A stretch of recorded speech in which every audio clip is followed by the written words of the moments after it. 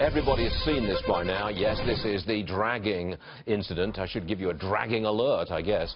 Last month, however, United Airlines chief Oscar Munoz was named Communicator of the Year by PRWeek. That's a magazine. Here's how PRWeek described him. Since taking on CEO duties in September 15, Munoz has transformed the fortunes of the beleaguered airline, galvanized staff, and set the business on a smoother course, all in the context of a tremendously difficult time personally. Steve Barrett from PRWeek is here. Are you the guy who described Mr. Munoz as Communicator of the Year? I certainly am, yeah. I mean, listen, 20/20 hindsight's a wonderful thing. This was a month ago. We're not psychic. And if you look at the achievements over the 18 months since he took charge, at a very difficult time when the previous CEO left under a cloud, he re-engaged staff, he got all the union deals done ahead of schedule, which was unprecedented. Customer service levels were up, their on-time levels were up, the share price was up, and he really was galvanizing the company and had done a great job, and a big part of that was re-engaging the staff. Well, how do you feel this morning, or yesterday morning, when you see, initially he blamed the passenger, calling him abusive. That didn't go down very well. How do you feel now about what you said a month ago? Well, I think if we were awarding the Communicator of the Year now, clearly we wouldn't get it. We wouldn't have give it to Oscar Munoz, and their response was not good. They finally came out yesterday with a proper apology that should have been out on Monday, and that was a bit tone deaf. Their initial response was tone deaf.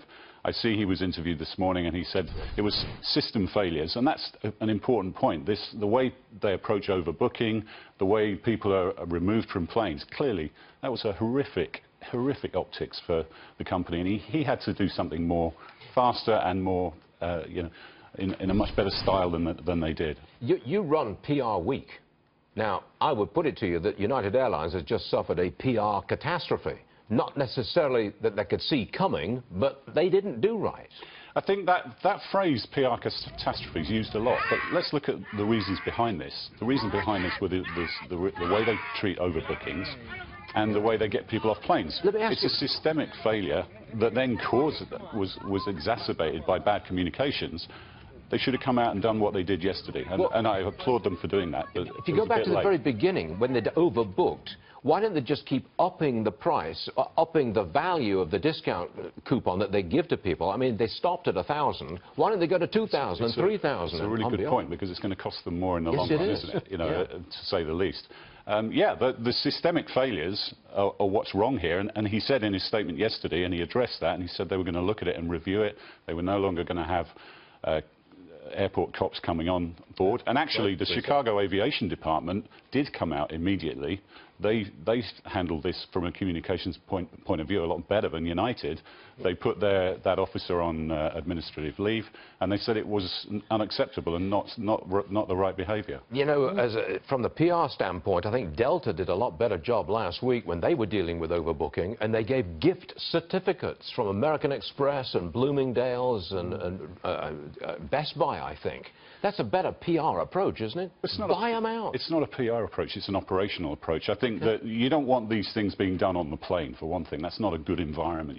They need to be done at the gate. So we still don't really know why were these 4 staff arriving so late in the day, so that you had to pull people off planes. But for Delta and all the other airlines, there, but for the grace of God, go they. You know, when United had the leggings gate incident a couple of weeks ago, Delta was a bit cheeky and came out on social media having a bit of a go at them.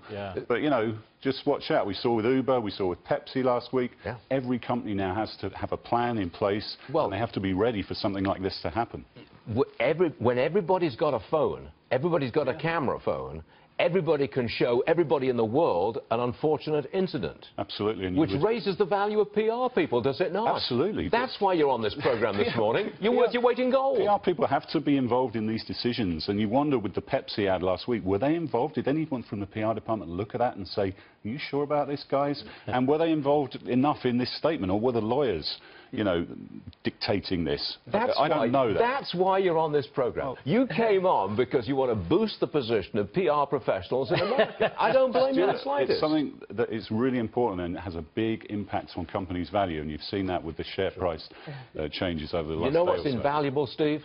a British accent. You can't beat it, man. I'm telling you, you can't beat it. Well, I've got to work with what I've got, as you can see. I've got a great face for radio, you know. Steve, PRWeek, you're all right. Thanks for joining us, sir. Appreciate it.